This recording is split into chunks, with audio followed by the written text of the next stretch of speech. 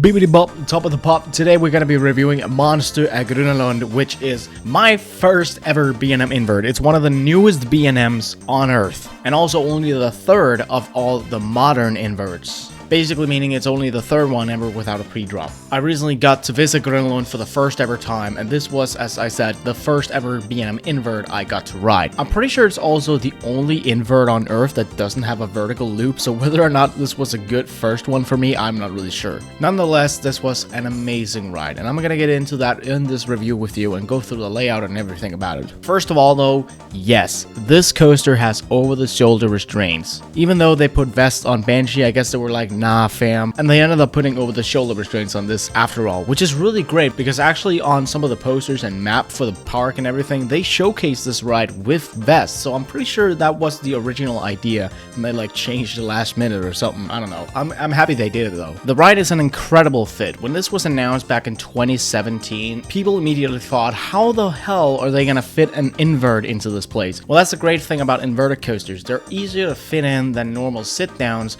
because the track is on top and therefore the track is a lot tighter. And they were incredibly creative. I mean, they basically remade an entire third of the park to fit this in, and now it just swoops over all the pathways and everything. It's pretty incredible. I mean, I've talked about how Demonin is impressive, the fact that they fit that in, but this is way more impressive, and this passes over the pathways way more. As mentioned, it opened this year, 2021, back in June, and it was the first classic looping coaster in the park since Thriller, which only operated in 1966, and you might know that as Texas Tornado at Six Flags Astroworld. So basically, Monster is their only permanent installation of a normal looping coaster, and it's not really normal because it's an invert, but you know, a coaster that focuses on inversions and other things. I don't know. The theme is a bit odd. It's not too obvious. It's almost in a monster. There's some monster sounds in the station, and the trains have some monster imprints on them. There's both an orange and a green train, but the building and the station and all of that is more like a subway, like a London Underground or something like that. It's really cool. It almost feels like a DC or maybe a Marvel type of situation, kind of like a comic subway station, and it's incredibly awesome. It's the best station in the park for sure, and while the theming isn't super heavy, it is very nice, even though it's not completely obvious. It's really good. Monster stands at 111.5 feet tall, making it the tallest coaster in the park technically. However, it is not the tallest on the skyline because it is partially underground, and that'll be the station. The entire station is underground, which is really cool, honestly. It's 2,296.6 feet long, so it's a decently long coaster, and it goes 55.9 miles an hour, making it the fastest coaster in the park along with Jetline. It features 3 inversions, 4 if you count a Junior Immelman. However, I don't, neither does RCDB, but that's up to you.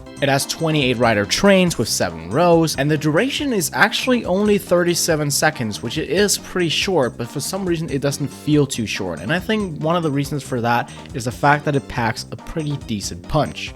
And it also doesn't really have any dull moments. A lot of people do look at this as being in the lower end of inverts, and that makes sense because it doesn't look as forceful, it doesn't look as fast. The inversions definitely don't look as whippy as some of the older B&M inverts like Afterburn and Montu and so on. And you'd be right that this probably doesn't live up to those standards. While this is the only invert I've done, I do agree that this will probably be in the bottom of all the inverts, but that is definitely not saying it's a bad ride at all, because honestly, this ride is fantastic. First of all, as always, I want to talk about how it looks. B&M, first of all, just has one of the most beautiful types of tracks. I love the look of B&M track, and being black and going over the pathway and listen, okay, this coaster is just beautiful. It's the prettiest coaster in the park, easily for me. As I said, the layout itself starts out underground, and then it moves up this chain lift hill. Just like OzIris and Banshee, it does not have a pre-drop, and therefore goes straight into this massive twisted drop. This is honestly one of the best first drops I've done. Reason being that first of all, it's incredibly whippy,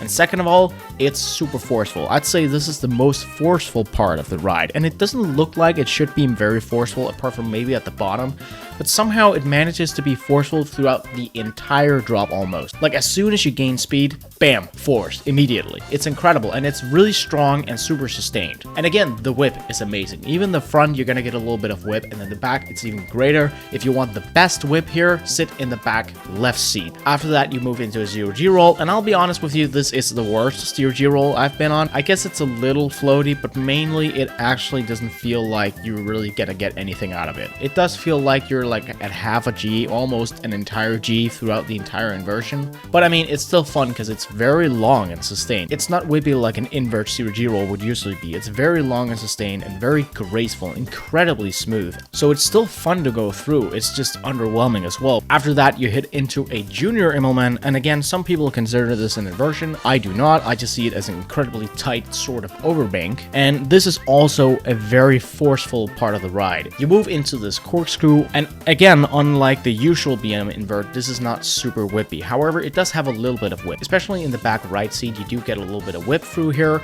and it's actually a very floaty inversion as well. And it also carries some nice speed through there. So while it's not super whippy and it's not really intense, it's very satisfying. I also want to mention that this turn right after the corkscrew is also super forceful. You definitely get pushed into your seat very well throughout this turn as well.